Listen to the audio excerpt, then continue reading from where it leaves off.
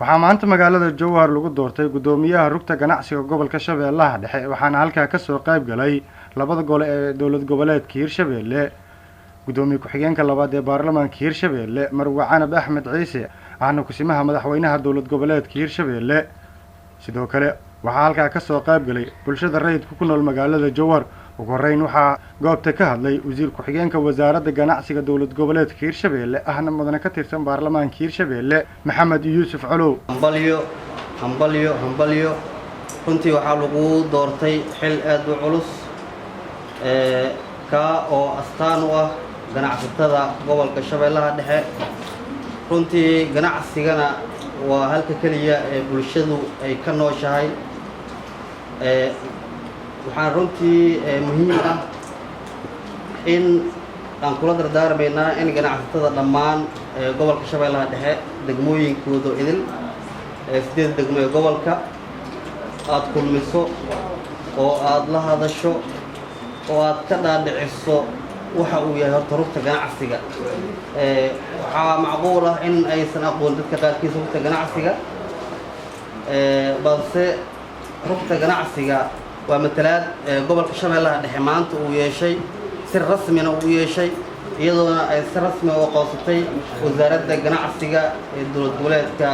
Hirshabeelle waxaan dhankiisa ka hadlay gudoomiyaha rugta ganacsiga gobolka Shabeellaha Dhexe Aydiid Maxamed Cabdulle oo maanta loo doortay xilka gudoomiyaha rugta ganacsiga Hirshabeelle sababta aan isugu soo taagay xilkan waa maqnaashaha fursadda ganacsatada yaryar ee Hirshabeelle ama gobolka Shabeellaha Dhexe iyo xuquuqdooda ku maqan gobolka Banaadir iyo Muqdisho iyo xuquuqda kale ee uga maqan isla deegaanka ay joogaan ama ha noqoto ururo kale ama ha noqoto maamulka ama ha noqoto ganacsato kale in aan wakiil uga noqdo ganacsigooda warshadahooda beerahooda xoolahooda kalluumaysatadooda inaan hormariyo dhaqaalahooda intaasaan isku soo taagay waxaan ilaahay ka baryaa inuu ugu garab galo ujeedooyinkaas fog ee aan ka leeyahay ganacsiga iyo horumarinta dhaqaalaha gobolkan iyo dalkan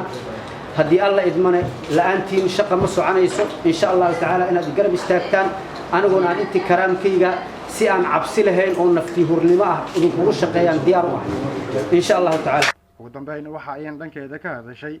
gudoomiye ku-xigeenka labaad ee baarlamaanka Hirshabeelle ahna kusimaha madaxweynaha dawlad goboleedka Hirshabeelle Marwa Canab Axmed Ciise ku tartamayso ma sha Allah ee ganacsiga wasaaradda ganacsigana waxaan leeyahay hambalyo si gooni ah hambalyo lagu dhiibay maanta gabadha baadiyaha joogta oo ariga ku raacaysa iyo midda caasimadda joogta ama degmooyinka joogta ama midda tuulo joogta ayay u tahay horumar lagaana rabaa in aad u cadaalad samayso gabdhaha waxgadaaya